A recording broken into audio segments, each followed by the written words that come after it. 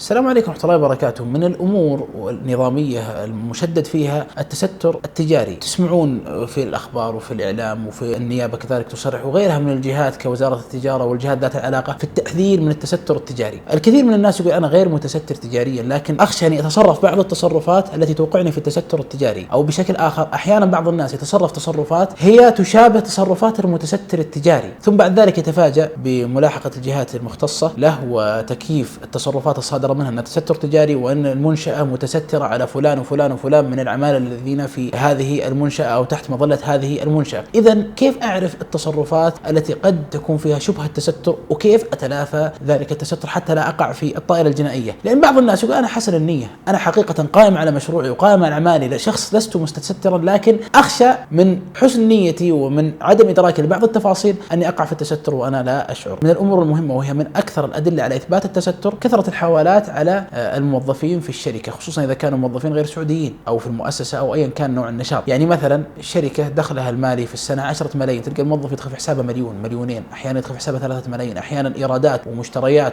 وطالع وداخل طالع داخل طالع داخل. هذا من أقوى الأدلة على إثبات التستر. كذلك من الأدلة على إثبات التستر عدم وجود أي أثر لصاحب المنشأة في تلك الشركة. طبعا ليش نتكلم عن التستر؟ الكثير من الناس يعرف، خصوصا أصحاب الأعمال التجارية، لا يمكن أن صاحب العمل التجاري يكون هو الذي يوقع العقد وهو الذي يستلم وهو الذي يدفع وهو الذي يراجع البنك وهو اللي يشتري بضاعة وهو اللي يبيع البضاعة. أكيد أن سيكون هناك أعمال وفي قبض مالي وفي توديع وأحيانا كذلك توقيع العقود من أطراف آخرين في المنشأة، لكن حينما لا يكون هناك أي أثر لصاحب المنشأة في المنشأة فهذه مشكلة كبيرة. لابد أي مدير لمنشأة، أي مالك لمنشأة سواء كانت شركة أو مؤسسة، لابد أن يكون له أثر تجاري في هذه المنشأة. غيابه عن المنشأة بشكل كامل هذه من الشبه التي قد تدل على وجود التستر. كذلك من الأمور التي قد تدل على وجود التستر وينتبه منها صاحب المنشأة انحصار كل عمل المنشأة في شخص واحد. تجد الشخص فلان هو اللي يودع المبالغ، هو اللي يستلم المبالغ، هو اللي ياخذ كشوف الحسابات، هو اللي يشتري، هو اللي يبيع، هو اللي يوقع، هو إلى غير ذلك، ثم يتطابق معها أدلة أخرى من الأدلة التي ذكرتها. هذه من الأمور التي تدل على وجود التستر التجاري. إذا أعيد ما بدأت به، أحيانا قد تكون شخص لست متستر. طبعا المتستر هذا من البداية نقول أنت مخالف للنظام وإياك أن تدخل في التستر، لكن أحيانا تكون شخص غير متستر. لكن الإشكال وين؟ الإشكال يكمن أنك أنت تتساهل في بعض الجزئيات وتورط نفسك وتورط العاملين معك في المنشأة